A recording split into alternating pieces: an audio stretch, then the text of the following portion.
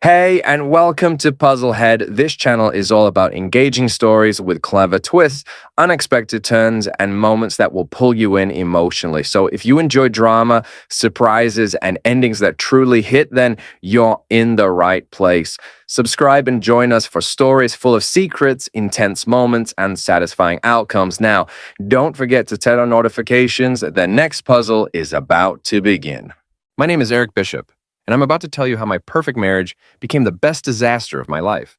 But let me start with the moment everything changed, the night my wife Vanessa looked me dead in the eye and said the words that would destroy her. My ex is still in my life. Deal with it. Just like that. No apology, no explanation, no shame. She stood there in our kitchen, still wearing that black dress from her girls' night out, phone in her hand with Adam Kincaid's name glowing on the screen. Her ex-boyfriend, the same Adam who had dumped her 3 years before we met, who she claimed to hate, who she swore meant nothing to her anymore. I'm 38 years old, ex-military, and I run a security systems consulting business out of my garage. I've seen enough liars in my time to know when someone's feeding me BS, but this was next-level audacity. Deal with it? I repeated, setting down my beer. That's your solution? Vanessa shrugged, already turning away. Adam and I have history. We work at the same company now. We're adults. You're just going to have to accept that he's part of my world. Part of her world. Like I was some jealous teenager instead of her husband of 4 years. Interesting approach, I said, keeping my voice level. Very mature of you. She must have heard something in my tone because she turned back, those green eyes narrowing. Don't be dramatic, Eric. It's not attractive. Dramatic. Right, because wanting your wife to respect basic marriage boundaries was dramatic. I watched her walk upstairs, heard the bedroom door close, and sat there in the kitchen thinking about how spectacularly she'd just miscalculated. Vanessa had always been the type to push boundaries, test limits, see what she could get away with. In her mind, I was dependable old Eric, steady, predictable, the kind of guy who'd grumble but ultimately swallow whatever she dished out. She was about to learn how wrong she was. The next morning, while Vanessa was at her precious job at TechFlow Solutions, I made a phone call.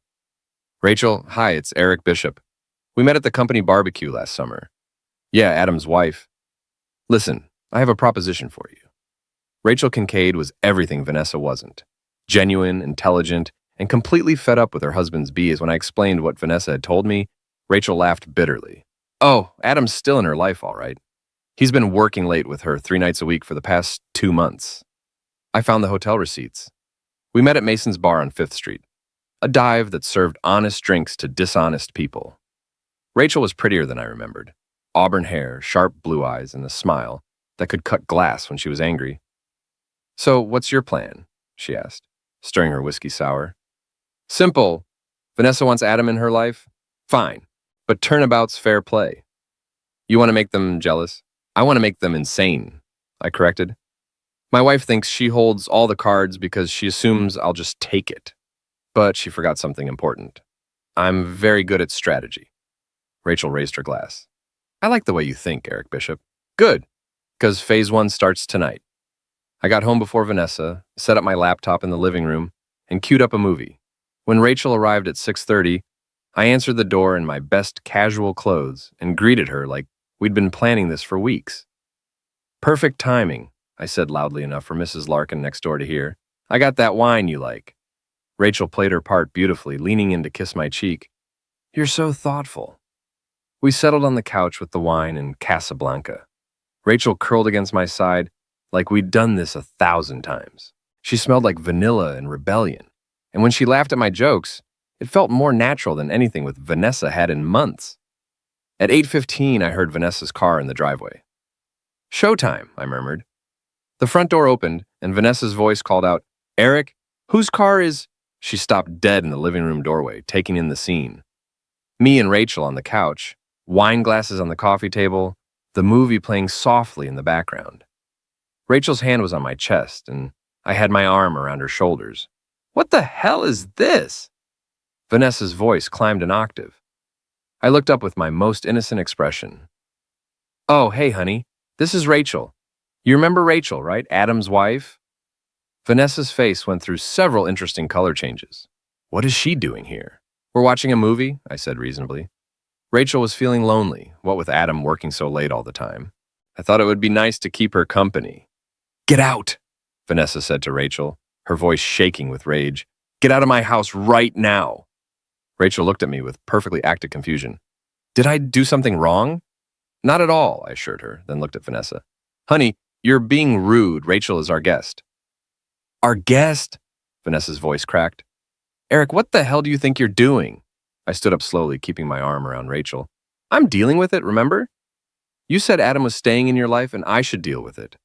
Well, I've dealt with it. You picked your ex, I picked his wife. Perfect deal. The silence that followed was beautiful.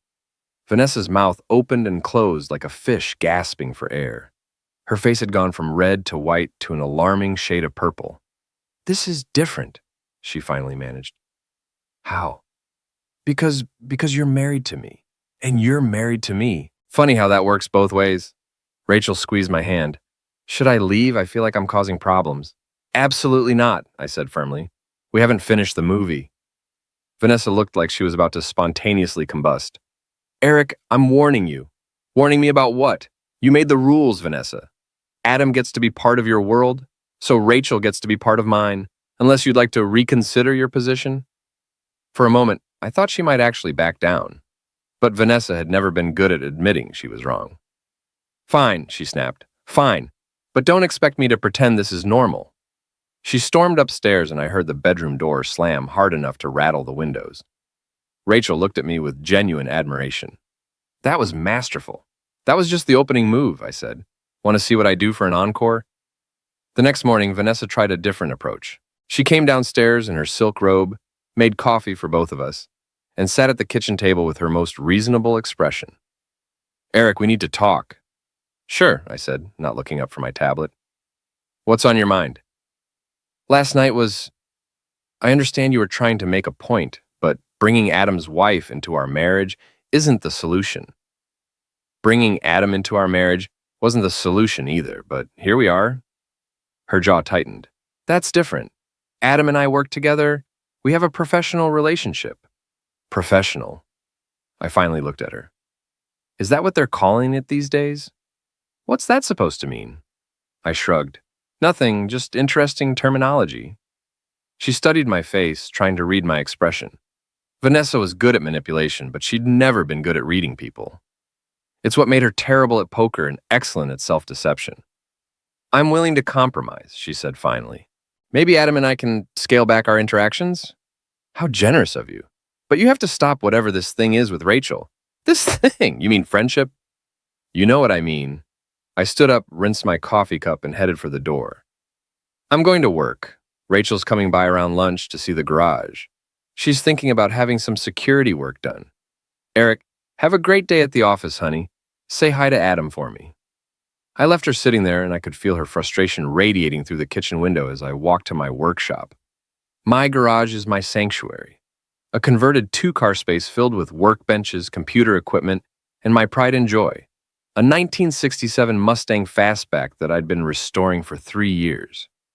It's where I do my best thinking, and right now I had a lot to think about. Rachel arrived at noon with sandwiches from the deli and a mischievous smile. How's married life today? She asked, settling on the workbench. Educational. Vanessa tried to negotiate this morning.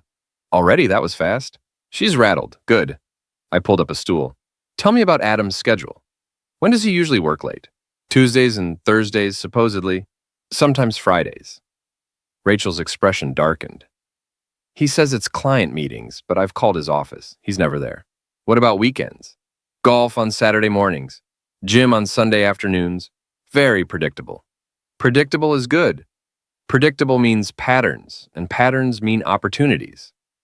Rachel pulled something from her purse, a small flash drive. Speaking of opportunities, I found this on Adam's desk last week. It was just sitting there, next to his computer.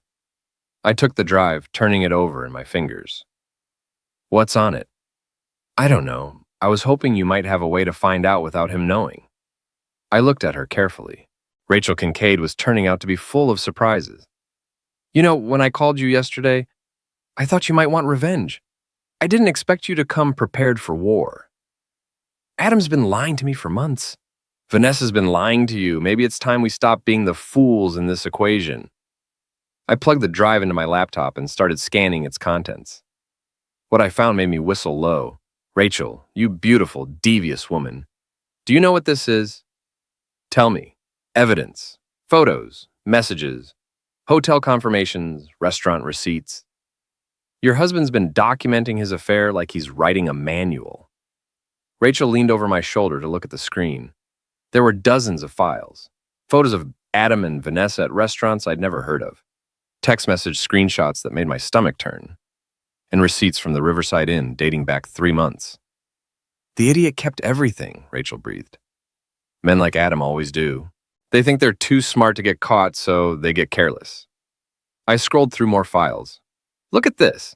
He's got a whole folder labeled V-Plans. Who does that? The V-Plans folder contained what appeared to be Adam's strategy for winning Vanessa back permanently.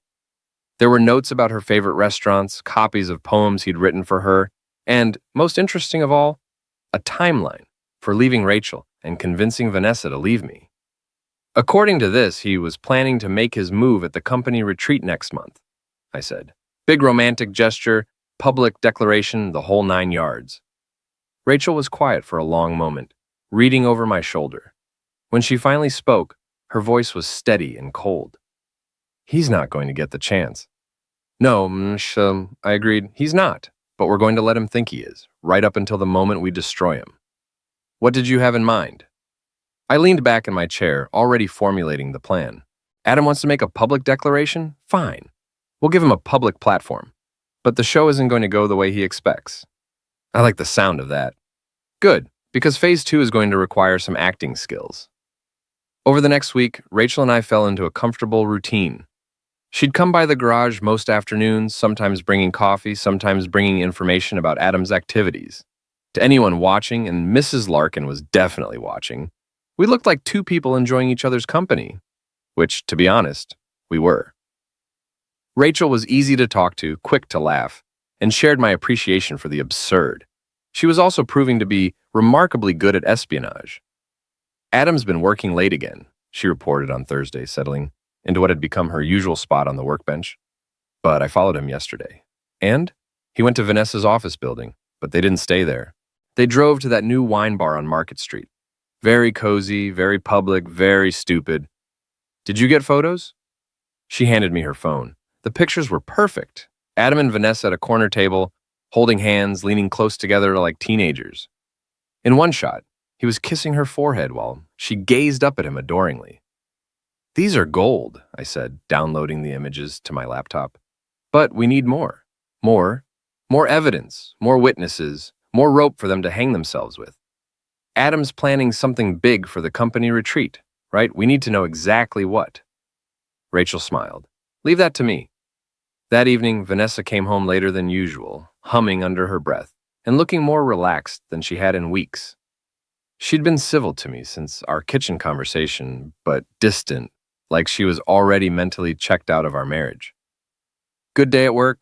I asked, not looking up from my laptop. Very good. We're making real progress on the Morrison account. That's the one you've been working late on? Mm-hmm. She poured herself a glass of wine. Adam's been invaluable. He really understands the client's needs. I bet he does. She gave me a sharp look. What's that supposed to mean? Nothing. Just agreeing with you. Adam's clearly very dedicated to his work. Vanessa studied my face, trying to figure out if I was being sarcastic. I kept my expression neutral, which seemed to frustrate her more than an argument would have. How's your friend Rachel? She asked finally. She's good, smart woman. We've been talking about her situation with Adam. Her situation? You know, the way he's been neglecting her. Working late all the time, coming home distracted. She's starting to wonder if there's someone else. Vanessa's wine glass paused halfway to her lips. That's a serious accusation. Is it? I mean, you'd know better than me. You work with him every day. Have you noticed anything unusual about his behavior lately? The silence stretched between us like a tightrope. Vanessa was trapped. She couldn't defend Adam without revealing too much. But she couldn't agree with me without admitting she'd been watching him closely enough to notice changes in his behavior. I don't really pay attention to Adam's personal life, she said finally. Of course not. Very professional of you. She finished her wine quickly and went upstairs without another word. I waited until I heard the shower running, then texted Rachel. Phase 2 is working. She's rattled. The response came back immediately. Good. I have news about the retreat. Call me. I stepped outside and dialed Rachel's number. What did you find out? I may have accidentally overheard a very interesting phone conversation, she said, and I could hear the smile in her voice. Adam was in his office with the door closed, but the vents in our house carry sound better than he realizes. And he's not just planning to declare his feelings at the retreat. He's planning to propose. That stopped me cold. Propose? To my wife? Apparently, he's had this grand romantic fantasy for months. He's going to propose to Vanessa in front of the entire company, thinking the public pressure will force her to say yes and leave you. The arrogant fool. It gets better. He's already bought a ring. 2 carats from that expensive jewelry store downtown. He picked it up yesterday. I felt something cold and sharp settle in my chest. Adam Kincaid thought he could waltz back into Vanessa's life, seduce my wife, and then publicly humiliate me by proposing to her in front of her colleagues. He was about to learn that some games have consequences. Rachel, how do you feel about giving a performance? What kind of performance? The kind that turns Adam's grand romantic gesture into the most humiliating moment of his life. I'm listening. The retreat is at the Riverside Resort, right? Public venue, lots of witnesses, probably some local media coverage for the company's charity auction. Right. Perfect. Here's what we're going to do. The Riverside Resort was exactly the kind of place Adam would choose for his grand gesture. Expensive, elegant, and full of people who mattered in their industry. The annual TechFlow retreat combined business meetings with a charity auction, drawing local media and potential clients. It was also the perfect venue for a public humiliation. Rachel and I arrived separately, maintaining the illusion that we were just coincidentally attending the same event. She looked stunning in a red dress that made every man in the room take notice, while I'd opted for my best suit and the kind of confidence that comes from holding all the winning cards. Vanessa spotted me across the cocktail reception and looked genuinely shocked. She excused herself from her conversation with some clients and hurried over. Eric, what are you doing here? Rachel invited me. Apparently spouses are welcome at these things. I smiled pleasantly. You look surprised. Didn't you mention I should come? No, I didn't think you'd be interested. In my wife's career, of course I'm interested. Besides, Rachel thought it would be fun. As if summoned by her name, Rachel appeared at my elbow, slipping her arm through mine with practiced ease. Eric, I was looking for you. The auction preview is starting. She turned to Vanessa with a bright smile. You must be Vanessa. I'm Rachel Kincaid. I've heard so much about you. Vanessa's smile was pure plastic. Rachel, how nice to finally meet you. Likewise. Eric's told me so much about your work here. And of course, I know your colleague Adam quite well. The tension in that simple statement was beautiful. Vanessa couldn't respond without walking into a minefield, and she knew it. Where's Adam tonight? I asked innocently. I'd love to say hello. He's around somewhere, Vanessa said vaguely. I'm sure he is, Rachel said with a knowing smile. He's been so excited about tonight. He said he had something very special planned. Vanessa's face went pale. Special? Oh, you know Adam, always full of surprises. Before Vanessa could respond, the lights dimmed and the evening's program began. We found seats at a table near the front, with Rachel and me on one side and Vanessa conspicuously alone on the other.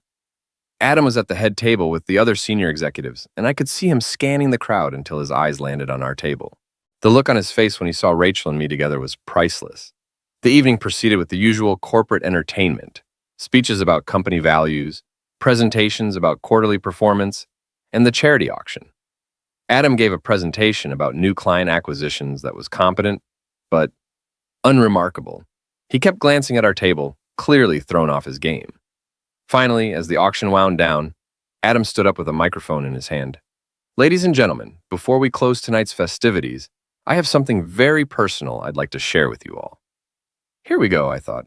3 years ago, I made the biggest mistake of my life. I let the most incredible woman in the world slip away because I was too young and too stupid to recognize what I had. The room had gone quiet. People were starting to realize this wasn't a standard corporate speech.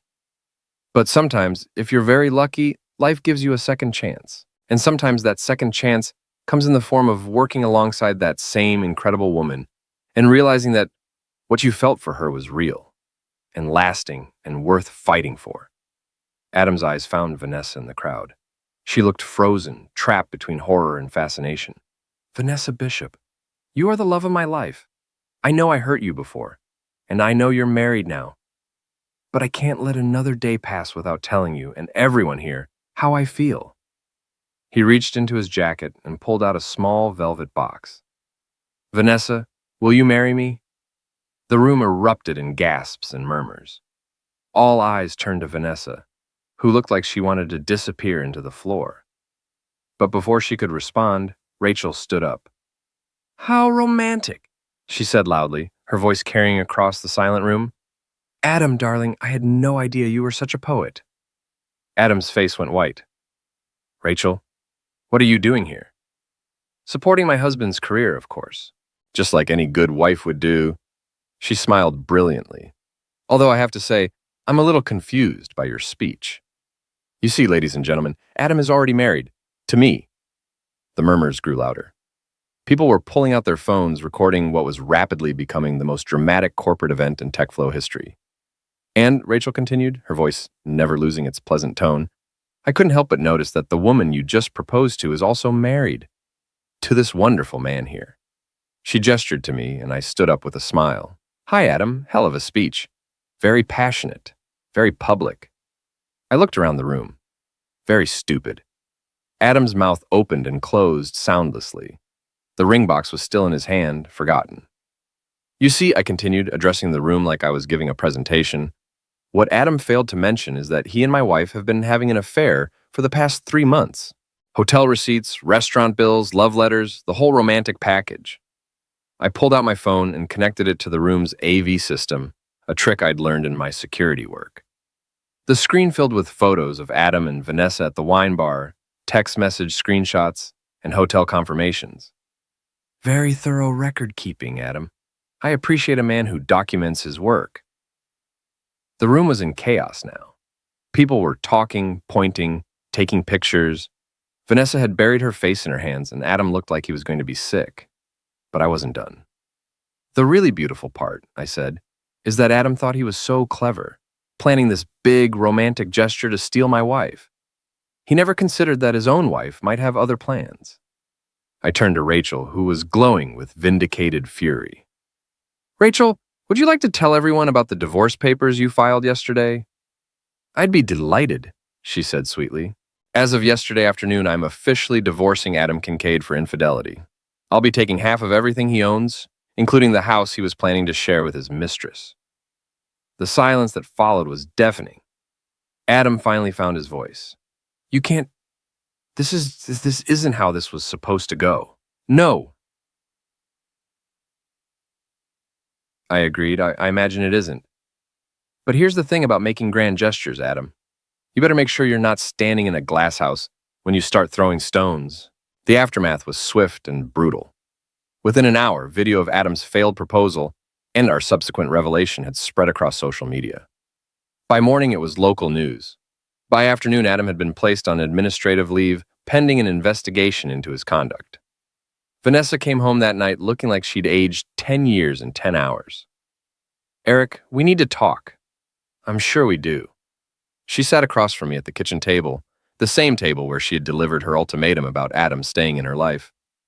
The irony wasn't lost on either of us. What you did tonight, that was cruel. Was it? I thought it was educational. You humiliated me in front of my entire company. No, Vanessa. You humiliated yourself.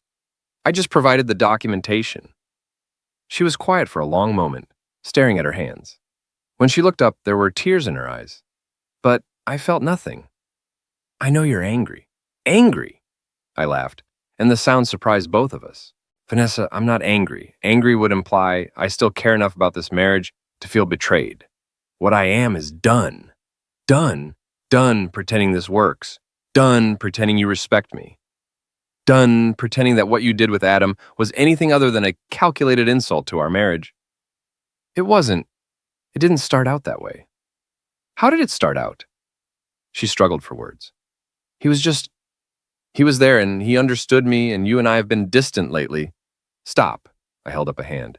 Don't you dare try to make this about our marriage problems. You made a choice, Vanessa. You chose Adam over me. Excitement over stability. Lies over truth. Own it. So what happens now? I stood up, suddenly exhausted. Now? Now you get what you wanted. Adam's free. Well, he will be once Rachel's done with him. You're free. I'm free. Everybody wins. I never wanted to hurt you. Yes, you did. Maybe not consciously, but you did. Double down instead of backing off. I doubled down instead of backing off. I headed for the stairs, then stopped and looked back. Oh, and Vanessa, you might want to start looking for a new job. Something tells me TechFlow isn't going to be a comfortable place for you anymore. The divorce was finalized 3 months later. Vanessa had to find a new job, just as I'd predicted. The company couldn't afford the scandal of keeping her on after the retreat incident. She moved to another city, started over, and as far as I know, never spoke to Adam again. Adam lost everything. The divorce cost him his house, half his savings, and his reputation. He tried to rebuild his career in another state. But in the age of social media, reputation follows you everywhere. Last I heard, he was selling insurance and living in a studio apartment. Rachel and I, well, that's a different story. You know, she said one evening sitting in my garage while I worked on the Mustang. When this all started, I thought it was just about revenge. And now I think maybe the best revenge is living well. I looked up from the engine, wiping my hands on a rag. Rachel was beautiful in the soft light of the garage, her hair catching the glow from the work lamps. But more than that, she was real, honest, present. You know what the funny thing is? I said. What? Vanessa thought she was trading up when she chose Adam. Excitement over stability, passion over partnership. But she never understood that the best relationships have both. Rachel smiled. Are you making a point, Eric Bishop? Maybe I am. 6 months later, Rachel moved in. A year after that, I proposed. Privately, quietly. Just the two of us and the sunset from my back deck. No grand gestures, no public declarations, just two people who'd found something real in the wreckage of something false. Vanessa had been right about one thing. Adam was still in her life, and I'd had to deal with it. But she'd been wrong about everything else. She'd assumed I'd be the sufferer in her story, the boring husband who got left behind for the exciting ex-boyfriend. Instead, I'd written my own ending, and it was perfect. 2 years later, I was in my garage, working on a new project when Mrs. Larkin knocked on the door. Eric, dear, you have a visitor. I looked up to see Vanessa standing in my driveway, looking uncertain and older than her years. She was dressed professionally, but simply, none of the designer clothes she used to favor. Vanessa, this is unexpected. I was in town for a job interview. I hoped we could talk. Rachel appeared in the doorway connecting the garage to the house, took one look at the situation and smiled. I'll be inside if you need me, she said, squeezing my shoulder as she passed. Vanessa watched the interaction with something that might have been envy. She seems nice. She is. You look happy. I am. Vanessa nodded, looking around the garage. You finished the Mustang. Rachel helped. She's got good hands with mechanical work. I never understood why you spent so much time out here. I know. We stood in awkward silence for a moment before Vanessa finally spoke. Eric, I came to apologize. For everything, for Adam, for the lies, for the way I treated you. You deserved better. Yes, I did. I know you probably can't forgive me. Actually, I can. I have. Holding on to anger would just poison what I have now. And what I have now is too good to risk. She looked surprised. Really? Really? You did me a favor, Vanessa. You showed me what I didn't want, which made it easier to recognize what I did want when I found it. I heard about Rachel's divorce settlement. Adam lost everything. He made his choices. So did I. She looked down at her hands. I lost my job, my reputation, my marriage. I'm starting over from scratch in a new city. How's that working out? It's hard, but maybe it's what I needed. A chance to figure out who I am when I'm not trying to manipulate every situation to my advantage. I studied her face, looking for signs of manipulation or self-pity, but found only genuine regret. I hope you find what you're looking for, Vanessa. Thank you. She turned to leave, then stopped. Eric, that night when you said I picked my ex and you picked his wife? Yeah? You got the better deal. After she left, Rachel came back out to the garage. How was that? Closure, I think, for both of us. Good. She settled onto her workbench perch. So, what are we working on today? I looked at my wife, because that's what she was now, in every way that mattered, and smiled. Whatever we want. We've got all the time in the world. And that, as it turned out, was the perfect deal.